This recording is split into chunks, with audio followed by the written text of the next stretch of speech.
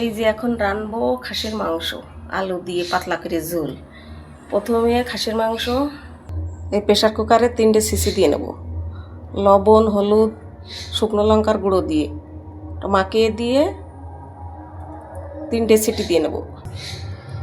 এই যে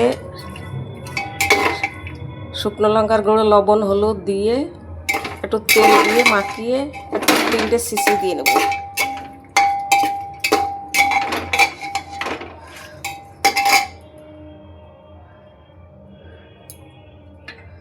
এই যে অল্প করে একটু জল দিয়ে, বড় ছাগলের মাংস তো একটু সিদ্ধ করে না আনলে হবে না। এই যে প্রেসারে সিটি দিয়ে নেব।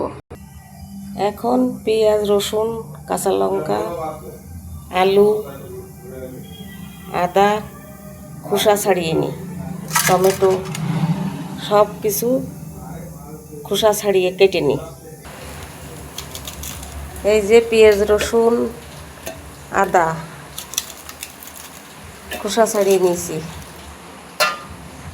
এই যে কাঁচা লঙ্কা,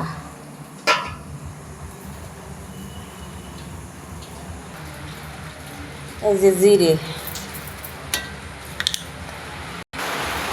এই যে লবঙ্গ গোলমরিচ এলাচের ফল। এবার সব কিছু দিয়ে একটা পেস্ট করে নেব। কড়াই গরম হয়ে গেছে, তেল দিয়ে দিয়েছে, আলুটা দিয়ে দেবো। এর সাথে 2 টুকরো পেঁপেও দিয়ে দেবো। এই যে আলু ভাজা হয়ে গিয়েছে, এবার তুলে ফেলবো। সেই তেলে এই যে শুকনো লঙ্কা জিরে তেজপাতা তেলে দিয়ে দেবো। পেঁয়াজ কুচানো দিলাম, দিয়ে একটু ভেজে নেব। এবারে মশলা টুক দিয়ে দেবো। জিরে আদা কাঁচা লঙ্কা বাটা পেঁয়াজ বাটা দিয়ে দিলাম। এবার টমেটো কুচি দিয়ে দেবো। এবার লবণ হলুদ দেব, দিয়ে মশলাটা ভালো করে কষাই নেব। মশলাটা ভালো করে এবার কষাই নেব।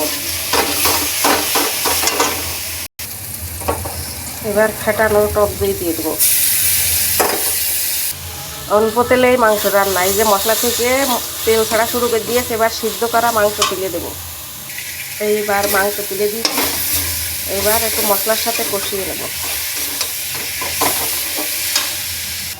এই যে মশলার সাথে কষানো হয়ে গিয়েছে, এবার মাংস সিদ্ধ করার যে জল ছিল সেই জল দিয়ে দেবো। এই যে জল দিয়ে দিয়েছি, ফুটে উঠেছে। এবার ভেজে রাখা আলু ঢেলে দেবো।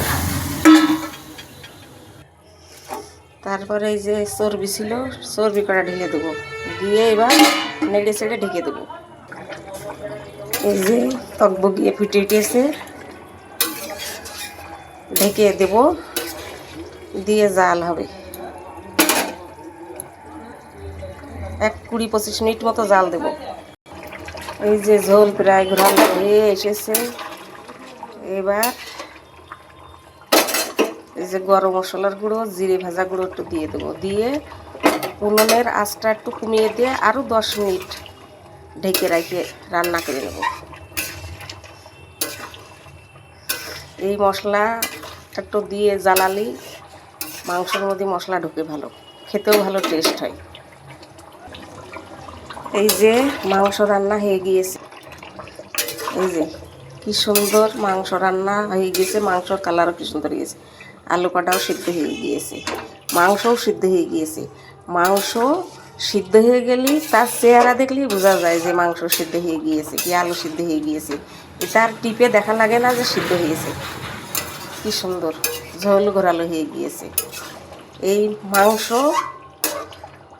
রান্না হয়ে গেল, এবার গরম ভাতের সাথে পরিবেশন করব। এরকম করে তোমরাও রান্না করে দেখো, খুব ভালো লাগে খেতে। মাংস এমন করে রান্না করলে মাংসর স্বাদ বোঝা যায় যে হ্যাঁ মাংস রান্না করেছি, অথবা মাংস দিয়ে ভাত খাচ্ছি। হয়ে গেল মাংস রান্না।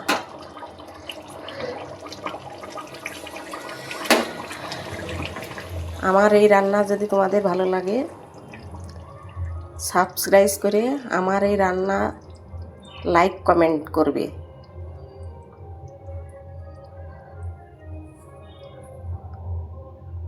ধন্যবাদ।